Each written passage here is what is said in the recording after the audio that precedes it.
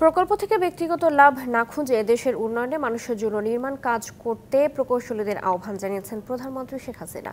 বলেন, গবেষণায় খাদ্য উৎপাদন বৃদ্ধি পেয়েছে, এখন সংরক্ষণের জন্য প্রয়োজন গবেষণা। আইইবির ৬১তম কনভেনশনের উদ্বোধনী অনুষ্ঠানে স্থাপনা নির্মাণের কাছাকাছি জলাধার রাখার নির্দেশ দেন প্রধানমন্ত্রী।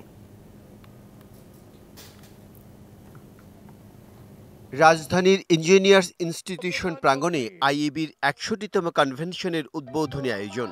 এতে প্রধান অতিথি হিসেবে অংশ নেন প্রধানমন্ত্রী শেখ হাসিনা। প্রকৌশল খাতে বিশেষ অবদান রাখায় বিশিষ্ট ইঞ্জিনিয়ারদের হাতে স্বর্ণপদক তুলে দিয়ে সফলতা কামনা করেন প্রধানমন্ত্রী। যুদ্ধ বিধ্বস্ত দেশে সার্বিক উন্নয়নে জাতির পিতার নেতৃত্বের প্রকৌশলীদের অবদান তুলে ধরেন সরকার প্রধান। প্রতিটি উন্নয়ন যেন পরিবেশ বান্ধব, সাশ্রয়ী ও টেকসই হয়, সেই লক্ষ্যে কাজ করার নির্দেশ দেন প্রধানমন্ত্রী।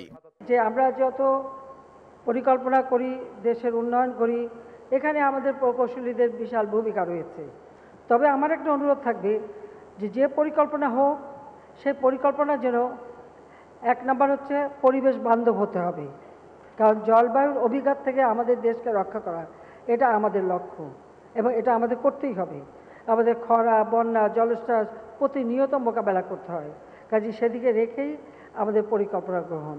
শুধুমাত্র একটা নির্মাণ কাজ করার জন্য যেন নির্মাণ করা না হয়, এটাই আমার অনুরোধ। বিদ্যুৎ খাতে উন্নয়ন হয়েছে জানিয়ে হাইড্রোজেন বিদ্যুৎ উৎপাদন করতে তুলে ধরেন গবেষণার প্রয়োজনীয়তা। আর যে চ্যালেঞ্জগুলি আসবে সেটা আমরা মোকাবেলা করতে পারবো এবং আমরা তা পারবো, এটা হলো বাস্তবতা। কাজে সেইভাবেই আমাদেরকে এখন থেকে প্রস্তুতি নিতে হবে। ইতিমধ্যে দেশের বিদ্যুৎ উৎপাদন আমরা বৃদ্ধি করেছি। মাত্র আপনারা নিজেরাই জানেন যে ৯৬ সালে কি অবস্থা ছিল দেশের।